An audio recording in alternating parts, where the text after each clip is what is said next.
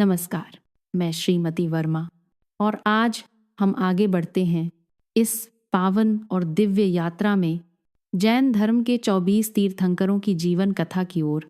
पिछले अध्याय में हमने भगवान अजितनाथ के दिव्य जन्म और अयोध्या के महोत्सव को देखा। आज इस तीसरे अध्याय में हम जानेंगे बालक अजित की बाल लीलाएं, उनकी करुणा, उनकी गंभीरता और वे दिव्य संकेत जो ये बताते हैं कि यह राजकुमार साधारण नहीं, भविष्य का तीर्थंकर है। तो आइए मन को शांत करें और इस पवित्र कथा में प्रवेश करें। अध्याय 3, बालक अजित, करुणा और वैराग्य का प्रकाश। समय धीरे धीरे आगे बढ़ने लगा। राजमहल अब किलकारियों और हंसी से गूंजने लगा था। महारानी विजया का कक्ष सदैव प्रकाश से भरा रहता, जहां पालने में बालक अजित शांत नेत्रों से संसार को निहारते। अन्य बालक जहां खिलौनों में उलझ जाते, वहीं अजित अक्सर मौन में डूबे रहते। उनकी आंखों में एक अद्भुत स्थिरता थी, मानो वे बहुत कुछ पहले से जानते हों।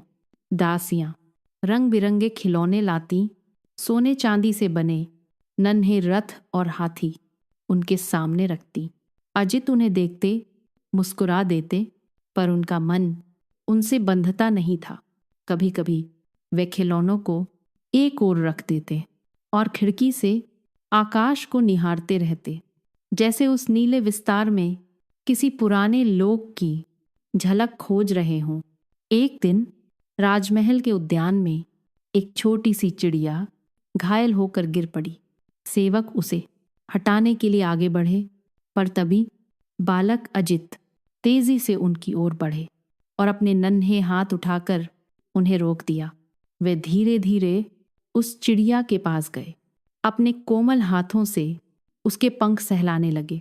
उनकी स्पर्श में ऐसी शांति थी कि चिड़िया का कांपता शरीर धीरे धीरे शांत हो गया। माता विजया यह दृश्य देखकर स्तब्ध रह गईं। उनकी आंखों से आंसू बह निकले। उन्होंने मन ही मन कहा, यह बालक सिर्फ मेरा पुत्र नहीं, संपूर्ण जीवों का संरक्षक बनेगा। राजा जितशत्रु अक्सर सभा में बैठते समय बालक अजित को अपनी गोद में बिठा लेते। वे स्नेहपूर्वक उन्हें रत्न जटित खिलौने देते। एक दिन राजा ने मुस्कुराते हुए पूछा, पुत्र, तुम्हें ये रत्न अच्छे नहीं लगते? बालक अजित कुछ क्षण मौन रहे, फिर धीमे स्वर में बोले, पिताश्री, ये चमकते हैं, पर मन को शांत नहीं करते।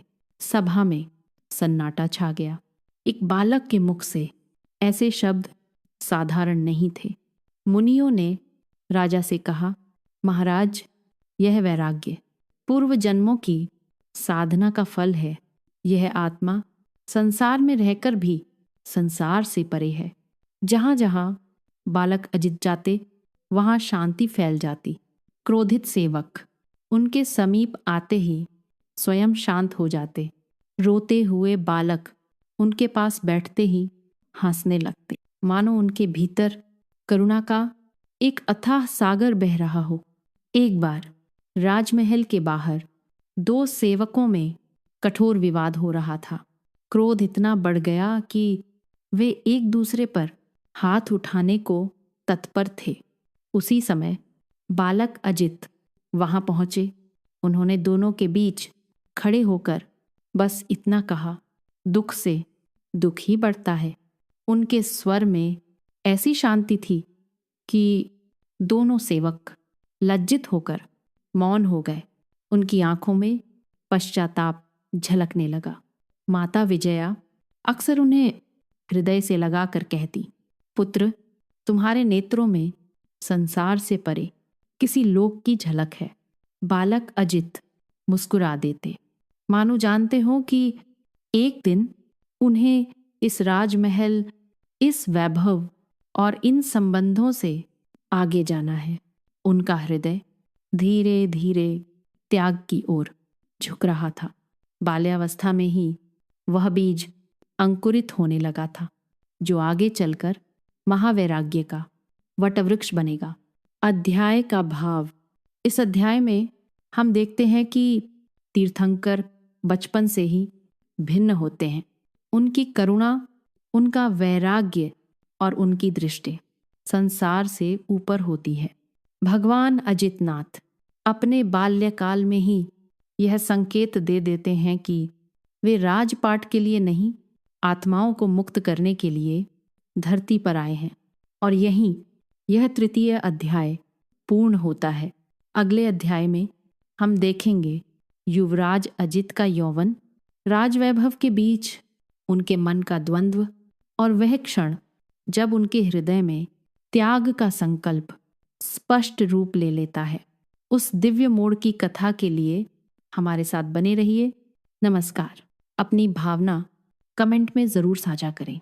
आपका एक लाइक हमारे लिए हौसला है और शेयर करना न भूलें।